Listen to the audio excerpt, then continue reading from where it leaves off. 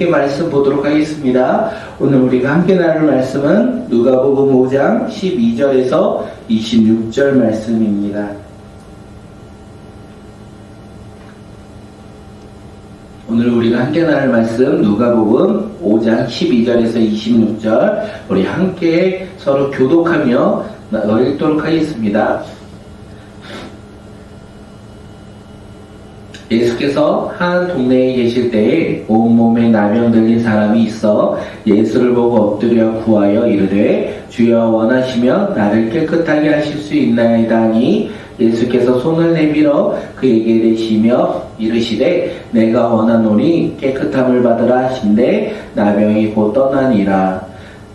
예수께서 그를 경고하시고 아무에게도 이르지 말고 가서 제사장에게 내 몸을 보이고 또 너가 깨끗하게 됨으로 인하여 모세가 명한 대로 예물을 드려 그들에게 입증하라 하셨더니 예수의 소문이 더욱 퍼짐에 수많은 무리가 말씀도 듣고 자기 병도 고침을 받고자 하여 모여오되 예수는 물러가사 한적한 곳에서 기도하시니라. 하루는 가르치실 때에 갈릴리의 각 마을과 유대와 예루살렘에서 온 바리새인과 율법 교사들이 앉았는데 병을 고치는 주의 능력이 예수와 함께 있더라.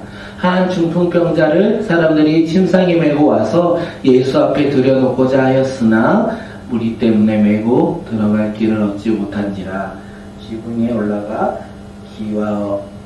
기와를 벗기고 병자를 침상째 무리 가운데로 예수 앞에 달아 내리니 예수께서 그들의 믿음을 보시고 이르시되 이 사람아 내 죄사함을 받았느니라 하시니 서기관과 바리새인들이 생각하며 이르되 이 신성모독하는 자가 누구냐 오직 하나님 외에 누가 능히 죄를 사하겠느냐. 예수께서 그 생각을 아시고 대답하여 이르시되 너희 마음에 무슨 생각을 하느냐 내 제사함을 받았느니라 하는 말을 일어나 걸어라 하는 말이 어느 것이 쉽겠느냐. 그러나 인자가 땅에서 죄를 사하는 권세가 있는 줄을 너희가 알게 하리라 하시고 중풍병자에게 말씀하시되 내가 내게 이르노니 일어나 내 침상을 가지고 집으로 가라 하시매 그 사람이 그들 앞에서 곧 일어나 그 누웠던 것을 가지고 하나님께 영광을 돌리며 자기 집으로 돌아가니. 함께 읽겠습니다.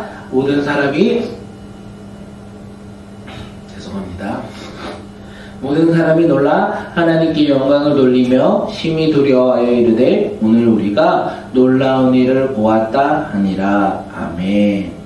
오늘 우리가 함께 나눌 말씀의 제목은 믿음으로 나올 때 기적은 일어납니다 입니다. 믿음으로 나올 때 기적은 일어납니다.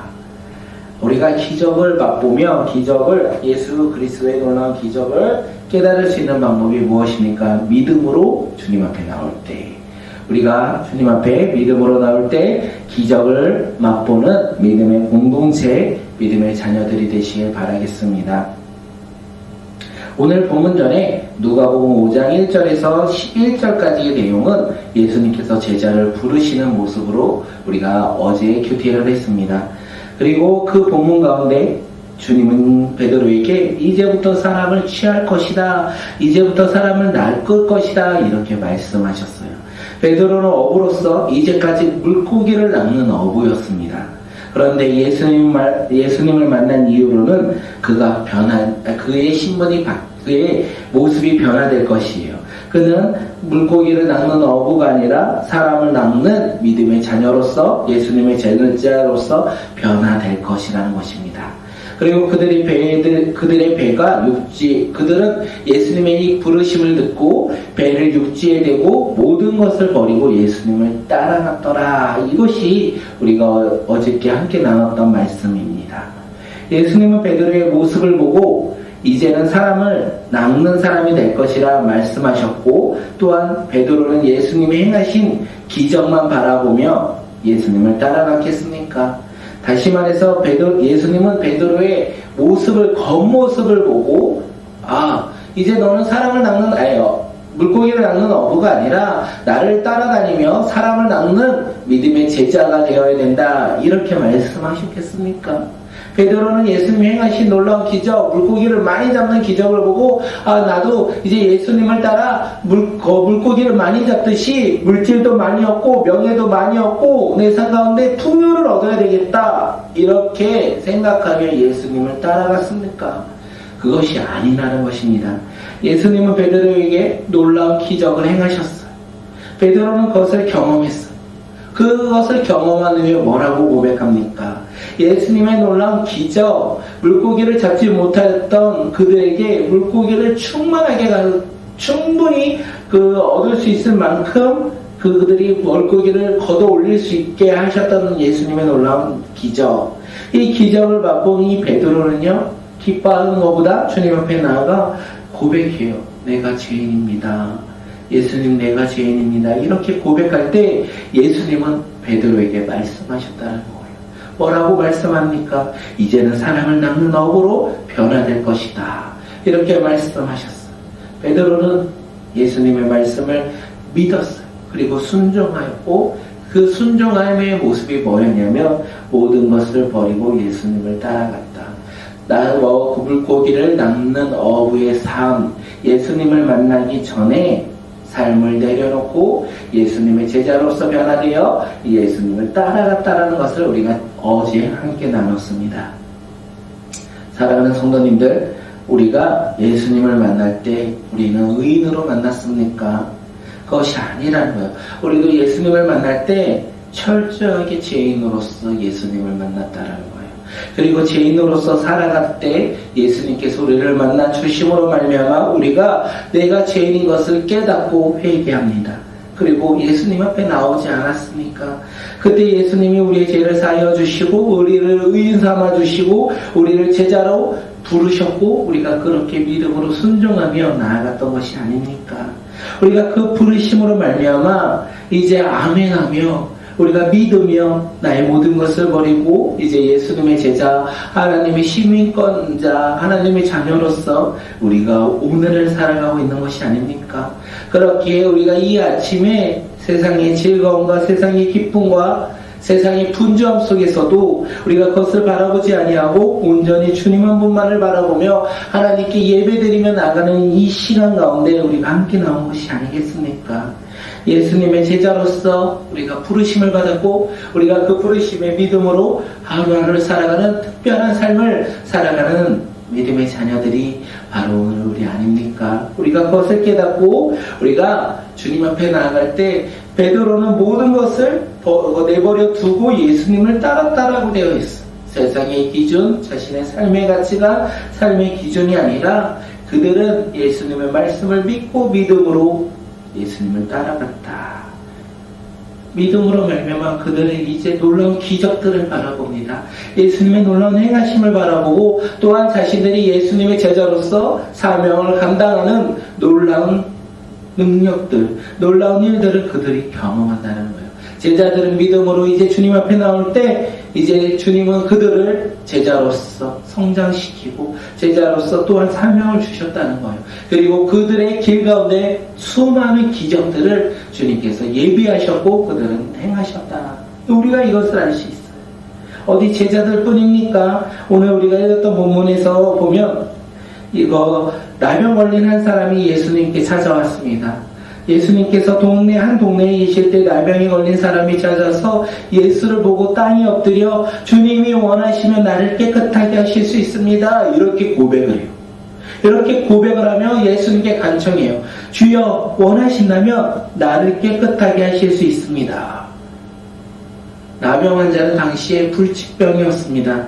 그리고 그 불치병이 왜 임하였냐? 하나님께 저주를 받아 걸린 병, 하나님께 저주받아 죄로 인하여 걸린 병, 이것이 바로 나병이었어요. 그렇게 나병 환자는 하나님께 저주를 받았기에 이스라엘 공동체 마을로 들어올 수 없었어요. 공동체 가운데 함께 거할 수 없었어요. 만약에 그가 마을로 들어왔다면 그가 나병이 완치되지 않는 상태에서 마을 안으로 공동체 안으로 들어온다면 하나님의 말씀을 어기는 거예요. 율법을 어기는 죄를 범하여 그는 어떻게 될지 모른다는 거예요. 그런데 지금 나병에 걸린 이 나병이 걸린 사람은요, 율법을 어기면서까지 예수님께 나왔습니다. 동네로 들어왔다는 거예요. 왜요? 그가 지금 예수께 나온 이유가 무엇입니까? 그가 율법을 어기면서까지 지금 동네에 들어온 이유가 무엇입니까?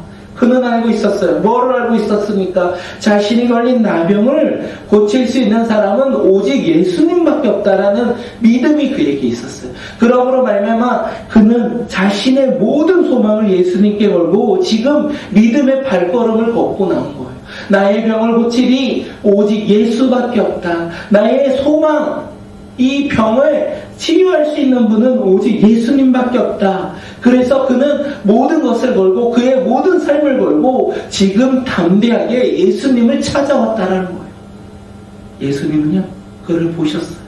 그리고 어떻게 하십니까? 그를 치유하셨습니다.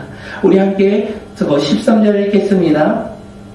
예수께서 손을 내밀어 그에게 내시며 이르시되 내가 원하노니 깨끗함을 받으라 하신데 나병이 곧 떠나니라.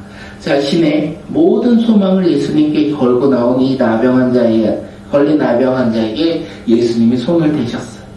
손을 내밀고 그에게 대셨어요.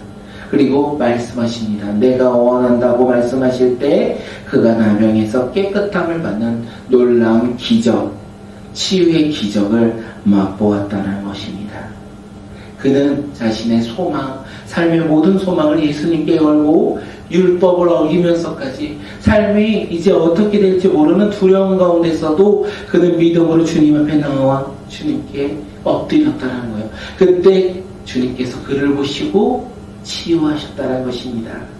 사랑하는 성도님들, 우리도 예수님을 잘 만나기 전에 이 나병에 걸린 사람처럼 죄에 빠져서, 슬픔에 빠져서, 외로움에 빠져서, 그리고 고난과 근심에 빠져서 오늘 우리는 살고 있었지 않습니까? 개인적으로 저도 그렇습니다. 예수님을 만나기 전에 보니까 이 말씀을 준비하면서 예수님을 만나기 전에 이 세상에 홀로 살아가는 외로움 가운데 있었던 사람이 바로 저였던 것 같아요.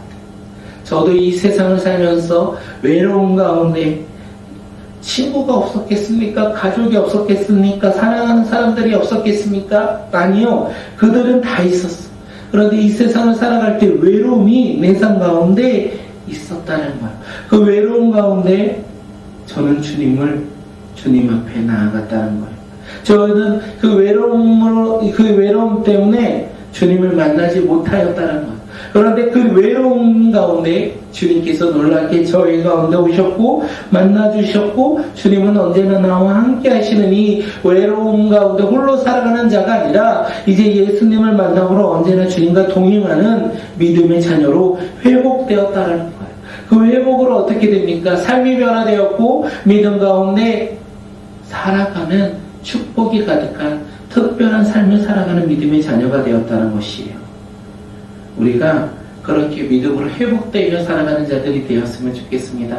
어떻게 해요? 나병에 걸린 사람처럼 자신의 모든 삶의 소망을 주님께 두며 우리가 나아갈 때 주님께서 우리의 삶을 보시고 우리 삶을 통하여, 우리의 믿음을 통하여 주님께서 놀랍게 회복시켜 주시고 놀랍게 치유해 주시고 놀랍게 우리와 동행하여 주신다는 거예요.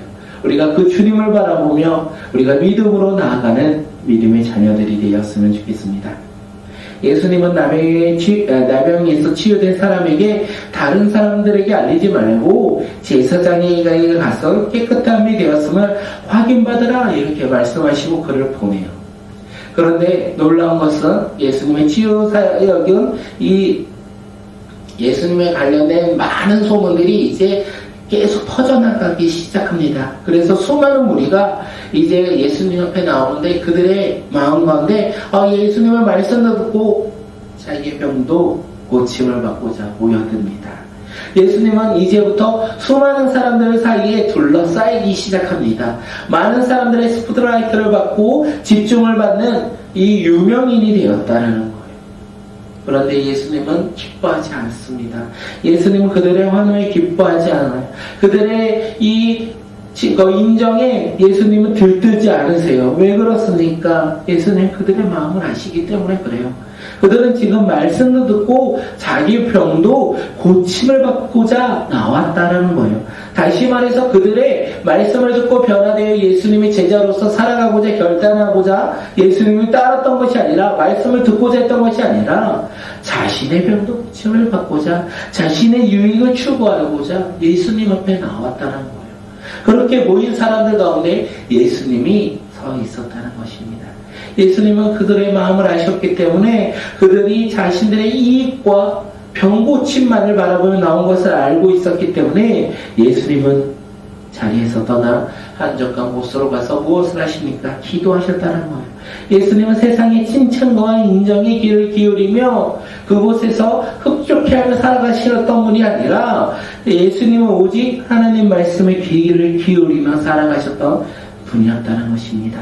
사랑하는 성도님들, 오늘 우리는 이 세상에서 살아갈 때 어떤 말이 귀를 기울입니까? 세상의 말에 귀를 기울이고 살아가고 있는 것은 아닙니까? 세상의 유익을 바라보며 세상의 인정을 기대하며 인정을 받고자, 명예를 얻고자, 유익을 얻고자 오늘 우리는 살아가고 있는 것은 아닙니까? 그런데 예수님은요, 그런 삶 가운데서 떠나서, 그런 환경 가운데서 떠나서 하나님께 나아가 기도했다는 거예요. 세상이 주는 기쁨을 바라보지 아니하시고 하나님이 주시는 기쁨을 바라보셨다는 거예요. 그 모습을 우리도 닮아갔으면 좋겠습니다. 오늘 우리도 이 세상에 오늘을 살아가지만 세상의 소리에 귀를 기울이는 자들, 세상의 명예를 바라보며 살아가는 자들, 세상의 기쁨과 행복을 추구하며 살아가는 자들이 아니라 오늘 우리는 하나님께 기도함으로 말미암아 하나님의 말씀에 귀를 기울이며 하나님의 향한 믿음으로 살아가는 자들, 하나님이 주시는 말씀을 붙잡고 믿음 가운데 순종하며 살아가는 믿음의 자녀들이 되시길 바라며, 또한 그 발걸음으로 오늘 이 자리에 나와서 우리가 함께 예배드리며 주님 앞에 경배하며 주님을 하나님께 영광 돌리며 살아가는 믿음의 자녀들이 되시길 바라겠습니다. 예수님이 이렇게 가르치셨어요. 그리고 기도하셨어요. 또한 한 마을에 가셔서 또 예수님이 가르치실 때 바리새인과 율법 교사들이 예수님께 나와 앉았다는 거예요.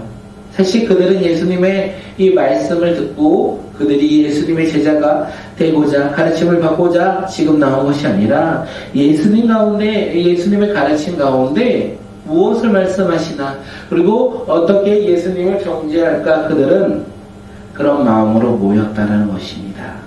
그렇게 그들이 모였을 때 그때의 중풍병자에 걸린 사람이 나옵니다. 그런데 그는 중풍병에 걸려서 혼자 나올 수 없었어요. 그래서 침상에 누워 있을 때 옆에서 사람들이, 그를 알고 있던 믿음의 사람들이 이 침상을 들고 와서 예수 앞에 들여놓고자 우리 가운데 나왔다는 거예요.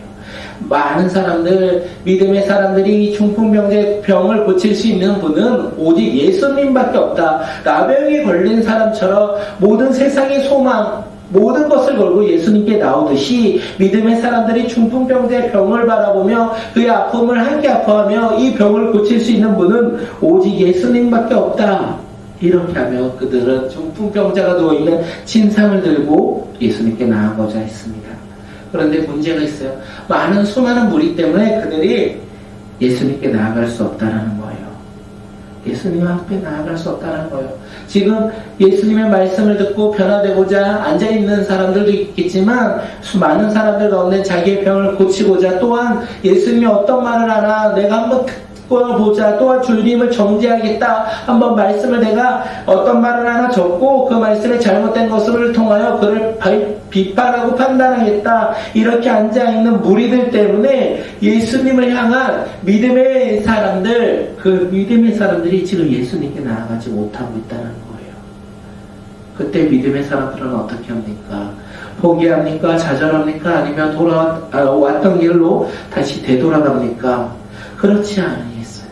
그들은 많은 사람들로 인하여 방해를 받고 앞으로 나아갈 수 없는 상황 가운데서도 포기하지 않았다는 거예요. 믿음의 사람들은 포기하지 않는다는 거예요. 비록 힘들고 어렵고 그들이 두려울지라도 그들은 포기하지 않았다는 거예요. 그들이 어떻게 합니까? 지붕으로 올라가 귀화를 먹히고 병자를 침상지에 무리 가운데에 계신 예수님 앞으로 달아내렸습니다. 그 모습을 보신 예수님께서 뭐라고 하십니까? 이 사람아 내 제사함을 받았느니라. 이렇게 말씀하신 후에 일어나 내 침상을 가지고 집으로 가라. 이렇게 선포하셨어요. 이 사람아 내 제사함을 받았다. 그리고 일어나 내 침상을 가지고 집으로 돌아가라. 이렇게 선포할 때 어떤 놀라운 역사가 일어납니까? 우리 25절 말씀 함께 읽겠습니다. 그 사람이 그들 앞에서 곧 일어나고 그 누웠던 것을 가지고 하나님께 영광을 돌리며 자기 집으로 돌아가니 믿음의 사람들의 행위를 보신 예수님은 중풍병자에게 제사함을 선포하신 후 중풍병에 걸린 그 사람에게 기적을 행하셨어요. 그리고 일어나 집으로 돌아가라. 그때 그가 일어나 하나님께 영광을 돌리며 집으로 돌아갔다는 거예요. 예수님은 중풍병자의 믿음을 보시고 그에게 제사함을 말씀하시고 회복을 선포하시지 않았어요. 중풍병자를 데리고 온 사람들의 믿음을 보시고 중풍병에 걸린 사람을 회복시켜 주셨다는 것입니다. 사랑하는 성도님들, 이 말씀이 우리에게 주는 메시지가 무엇입니까? 우리는 복음을 모르는 사람들에게 담대하게 거침없이 복음을 전해야 됩니다. 그냥 한 번 전하고 끝나는 거, 흘러가면서 전하는 것이 아니라 그들을 예수님 앞으로 데리고 나와야 된다는 거예요. 그들을 예수님 앞으로 데리고 나올 때 어떻게 됩니까? 주님이 우리의 믿음을 보시고 우리에게 그를 변화시켜 주신다는 거예요. 우리가 예수님 앞에 복음을 모르는 사람들을 품고 기도하며 담대하게 거침없이 복음을 전하고 그들을 예수님 앞에 데려올 때 어떤 모습으로 데려와야 됩니까?